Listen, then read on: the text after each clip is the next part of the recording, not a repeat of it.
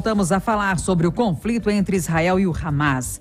Agora com o doutor em ciência política e professor de relações internacionais do IBMEC, Christopher Mendonça, que está ao vivo com a gente agora no Jornal da Itatiaia. Bom dia, professor, bem-vindo. Bom dia, uma satisfação poder falar com vocês. Professor, a gente gostaria de começar sabendo qual que é o olhar que o senhor tem neste momento sobre a resposta de Israel dada a esse ataque do Hamas. Bom, tradicionalmente Israel é um país que tem respostas muito superiores àqueles ataques externos que são realizados contra o país. Então o que se espera nesse momento é que a contraofensiva seja uma contraofensiva bastante poderosa, bastante destrutiva contra a faixa de Gaza, onde estão localizadas majoritariamente as pessoas que estão ligadas aí ao Hamas. Então, nos próximos dias nós veremos certamente um ataque, um contra-ataque bastante vigoroso por parte de Israel.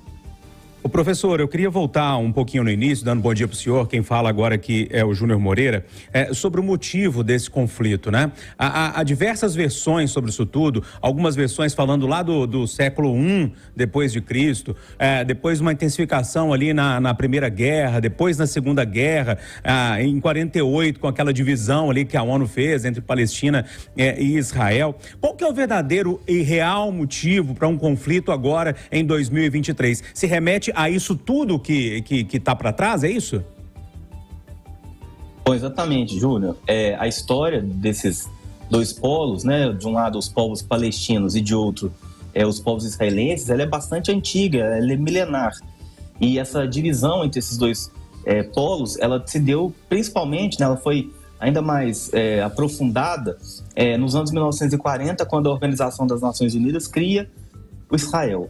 Então, nesse contexto, os povos palestinos que não tiveram um Estado criado se viram injustiçados pela comunidade internacional e têm tentado negociar a criação do Estado palestino. No entanto, existe um grupo que é minoritário e o nome desse grupo é Hamas. Ele tenta a criação do seu próprio Estado, não a partir de negociações internacionais, mas a partir da violência, de ataques que são feitos de forma sistemática. Nesse ano, especificamente, nós estamos completando 50 anos da Guerra do Yom Kippur. Então, seria exatamente um quadro favorável para que houvesse um ataque contra Israel novamente. Nessa semana, os israelenses estão num momento de reflexão, um momento de orações, e foi exatamente no Shabat, né, o dia sagrado para os judeus, que o ataque começou a ser realizado. Então, uma série de questões que nós estamos tentando entender nesse processo, mas que elas remetem há bastante tempo, né, na história, mas que foram principalmente ampliadas depois da criação do Estado de Israel nos anos 1940. Professor, e o que se espera agora também da reação da comunidade internacional em relação a esse conflito? Ontem nós tivemos uma reunião no Conselho de Segurança das Nações Unidas, que inclusive nesse mês está sendo presidido pelo Brasil.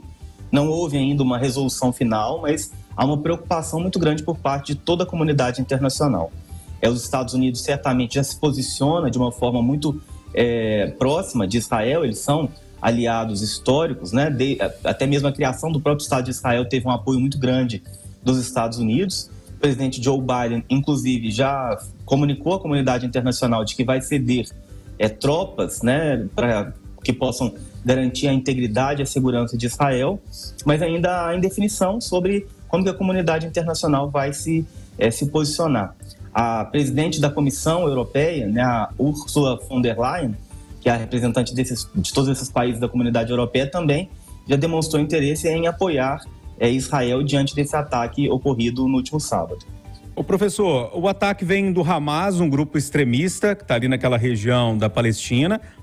E agora entra também nessa guerra, nesse conflito, outro grupo extremista que é o Hezbollah. Esses dois grupos juntos, teria algum tipo de força para resistir aos ataques mais fortes de Israel?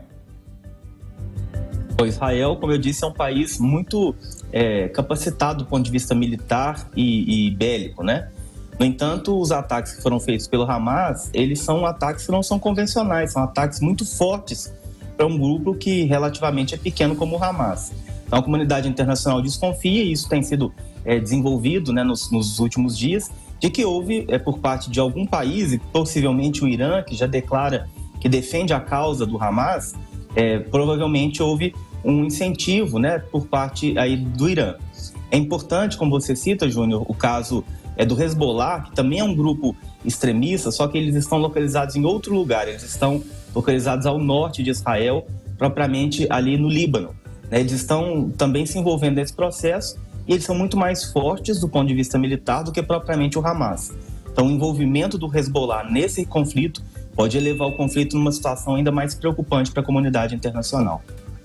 Professor do IBMEC de Ciência Política e Relações Internacionais, Christopher Mendonça, obrigada pelos esclarecimentos, pela contribuição aqui para a gente tentar entender esse conflito entre Israel e o Hamas. Até a próxima, até breve. Muito obrigado, bom dia a todos os ouvintes e a vocês também. Bom dia, obrigado, professor. Agora, 7 horas.